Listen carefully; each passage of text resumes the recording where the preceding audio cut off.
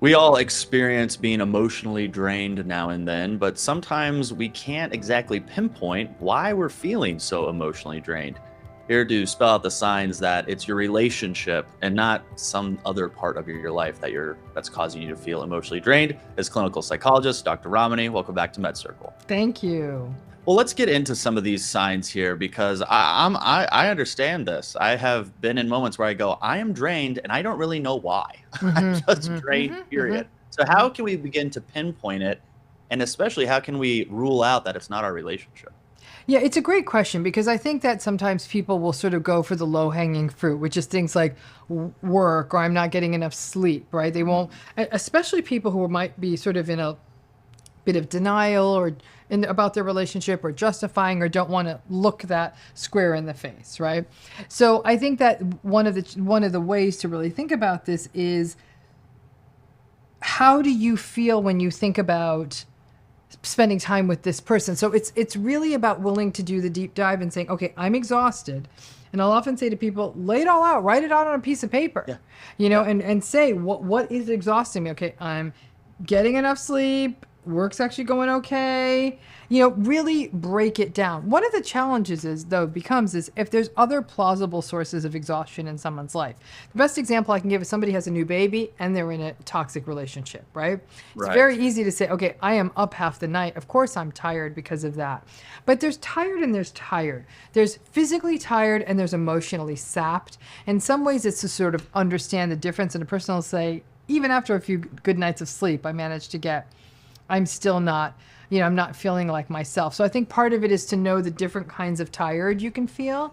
The other is to really lay out what could be the sources of exhaustion and in a very critical way, sort of walk yourself through them. And another thing I would say is that people really should ensure that if they are feeling exhausted, let's always rule out medical causes, right? Like, let's get that off the table just to make sure that there's not something happening that's sinister in their life, because fatigue can be sort of this non-specific sign of other things. So get that ruled out and worked up.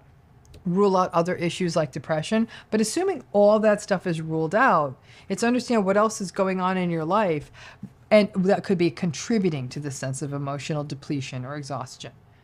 Well, one big source of being emotionally drained is work. And, at MedCircle, we talk about work and work-life integration or work-life awareness. We've kind of moved away from the phrase work-life balance. But a lot of people will it's easy to point work. This is why I'm emotionally drained. Are there any tools or mindfulness exercises that we could use to determine whether or not our emotional drainedness is from work rather than our relationship? If you're enjoying this video, you will love our full workshop featuring clinical psychologist Dr. Ramani on therapy methods to overcome relationship trauma. Click the links below this video to access it for free. So one thing to do right away is pay attention. Like, how do you feel at work?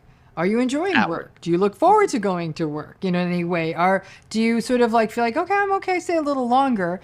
And the complementary question to that is, and do I dread going home? That dread that dread about going home to where the partner is, if that's what's coming, you're like, no, I don't mind staying an extra hour.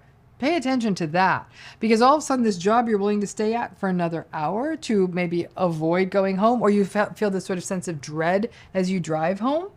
It's easy to make it work, but you make it about work. But this requires self-awareness for the person to say, oh, I don't want to go home. Other than a third party saying, why don't you want to go home? If you say that out loud, it does really mean that a person has to lay it out and be honest with themselves. Like, I don't mind being at work, but I do feel this sense of heaviness when I think about going home. Why wouldn't someone be honest with themselves about that? Because people often don't want to look a toxic relationship in the face. The idea of sort of calling it out feels as though then you have to do something. And people say, if you know the problem, I don't want to have to end this relationship. I don't want to get a divorce. What am I going to do anyhow? And on and on. And people sort of want to maintain the facade.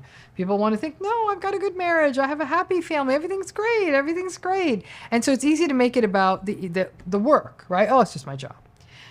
But even if that person quit that job, they're going to find themselves, and that's not a hypothesis most people can test. Like, let me go quit my job and see how I feel. You have to be willing to say, okay, this isn't going This is really what it is. I always remind people, I say, knowing that your relationship is toxic doesn't mean that you got to leave it. But it does mean that now you've got to acknowledge it and say, yikes, my relationship's toxic. That's not a very nice feeling. Denial is very protective. Yeah, yeah. Dr. Ramani, always wonderful to see you. Thank you. Thank you for your insight on this video. And remember, for you, whatever you're going through, you got this.